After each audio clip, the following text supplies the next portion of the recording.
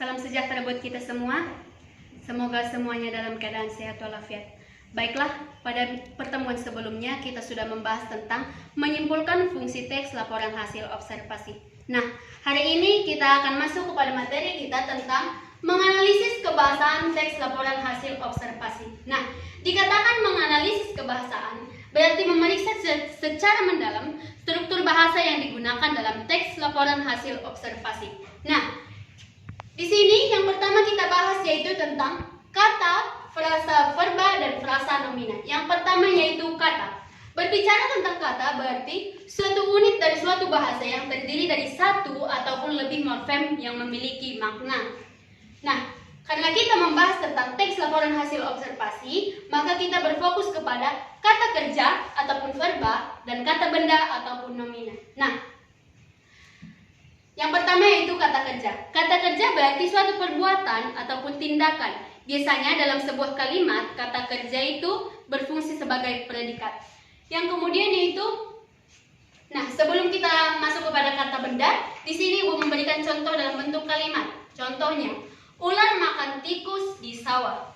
Ular berfungsi sebagai subjek, makan predikat, tikus objek, di sawah berfungsi sebagai keterangan tempat. Nah, kata makan di sini berfungsi sebagai predikat. Jadi, kata makan inilah yang termasuk kepada kata kerja ataupun verba.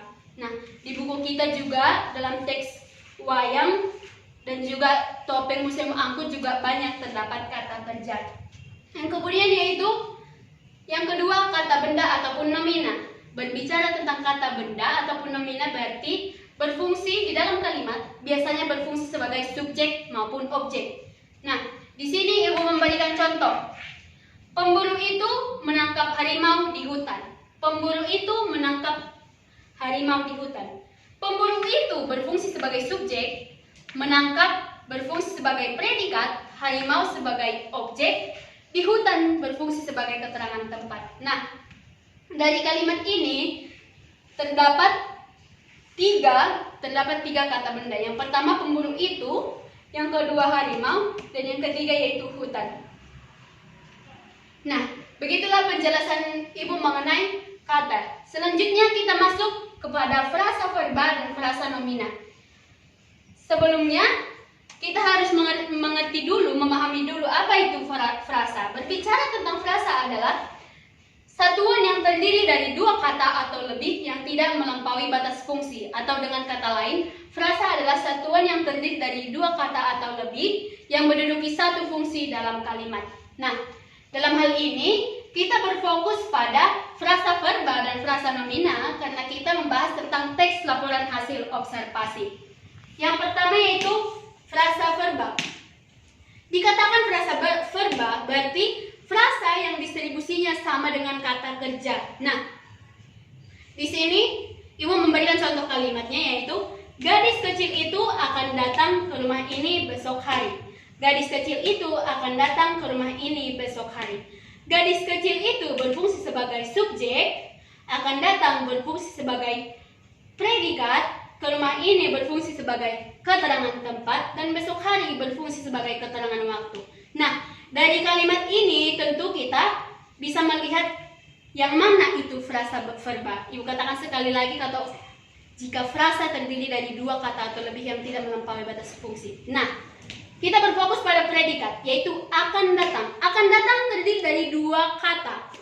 Nah, tetapi memiliki satu fungsi. Nah, akan datang inilah yang termasuk kepada frasa verba. Di buku kita juga terdapat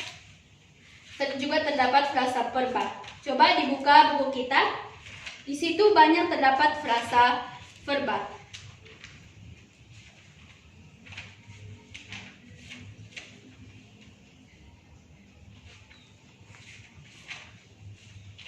Baiklah, di buku kita juga terdapat frasa verba. Contohnya yaitu sudah membagi.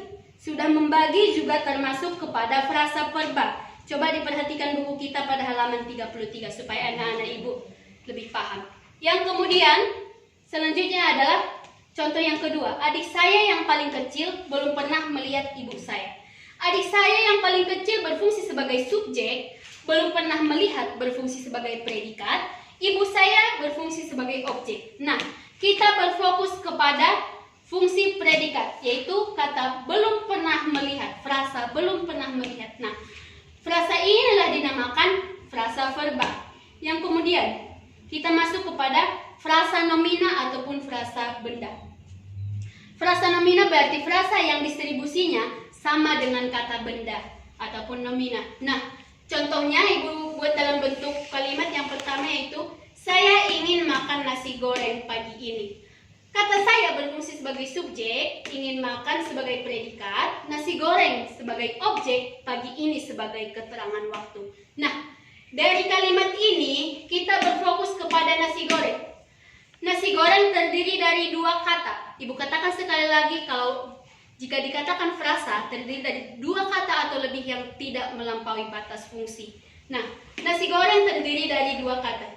Jadi, kata nasi goreng inilah termasuk frasa nomina. Yang kemudian, Aisyah membeli buku tulis kemarin. Aisyah sebagai subjek, membeli sebagai predikat, buku tulis sebagai objek, dan kemarin sebagai keterangan waktu. Nah, kita berfokus pada fungsi kalimat, yaitu objek. Nah, objek di sini yaitu buku tulis. Kata buku tulis terdiri dari dua kata. Buku tulis terdiri dari dua kata, tetapi fungsinya satu, yaitu sebagai objek dalam kalimat. Nah, kata buku tulis inilah yang dinamakan frasa nomina. Demikianlah frasa nomina. Silahkan dibuka bukunya pada buku kita, pada teks wayang dan juga topeng Museum Angkut. Di situ juga banyak terdapat frasa. Nah, di situ juga banyak terdapat frasa, yaitu frasa nomina maupun frasa kerja, frasa verba. Nah, demikianlah penjelasan Ibu mengenai frasa.